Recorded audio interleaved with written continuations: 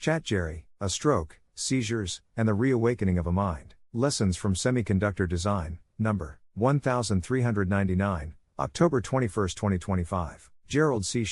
EclaireMD Foundation. Category, Methodology. This morning, while waiting for my left eye cataract surgery at the Stanford Eye Center, I reflected on the surprising link between my 12 years of ADA, semiconductor chip AI design experience, and my 16 years of biomedical research, especially stroke recovery. What struck me most was how the brain's self-repair process, after a stroke, neuroplasticity, mirrors the AI-driven placement and routing, P&R, algorithms I once used to design integrated circuits chips. Both involve optimization, constraint management, and adaptive reconfiguration, under limited resources. In electronic design automation, ADA, P&R is the most critical process. It determines where millions of transistors will sit on a chip, and how multi-millions of connecting wires will link them without tangling, or violating design rules and physics laws. Placement must satisfy geometry and timing. Routing must obey electromagnetic constraints, avoid crosstalk, and minimize power and delay. Routing, in fact, is even harder than placement, because it operates in three-dimensional space, and must meet many additional physical and performance conditions. My former P&R team,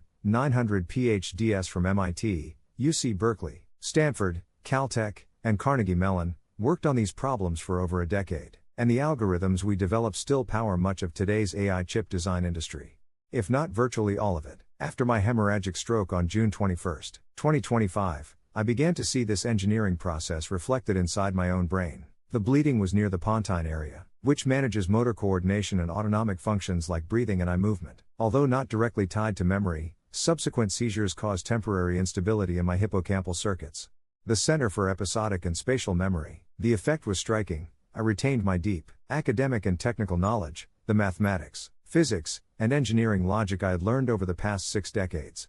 Yet I occasionally forgot simple things like street names or simple instructions. Neuroscience explains this clearly. Long-term procedural and academic knowledge is stored in distributed cortical networks that are stable, redundant, and reinforced through decades of use, making them resistant to localized damage. Episodic and contextual memory, however, depends on the hippocampus and its medial temporal circuits, which are far more vulnerable to stress and disruption. As I recovered, I realized my brain was performing its own biological place and route process. Damaged neurons were cleared away, and surviving networks began reassigning connections and forming new wires, fresh synaptic pathways. The brain, a natural intelligence system, like a semiconductor chip design, an artificial intelligence system, was optimizing under physical limits: energy availability, axonal distance, and signal timing. Neuroplasticity, the brain's ability to reorganize and rebuild, became the natural algorithm of rebirth and repair. This reorganization even reawakened old cognitive modules I had not used in decades. Concepts such as topology methods, learned 58 years ago, and stochastic modeling,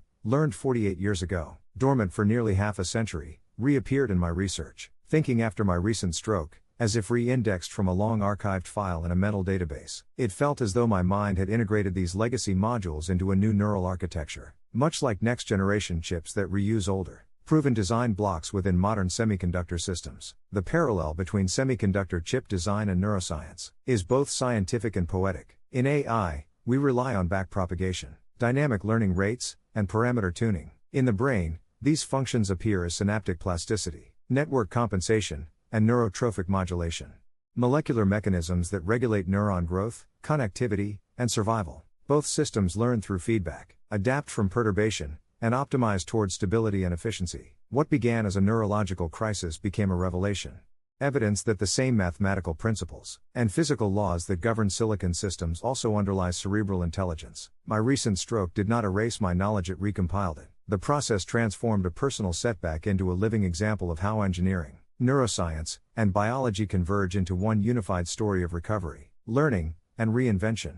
Disclaimer: this content is provided for educational reference only, and does not constitute medical advice. No doctor-patient relationship is created. You may share this summary freely, but it must not be altered, edited, or republished as your own. All intellectual property rights and copyrights for this article and its related materials belong to the author, Gerald C.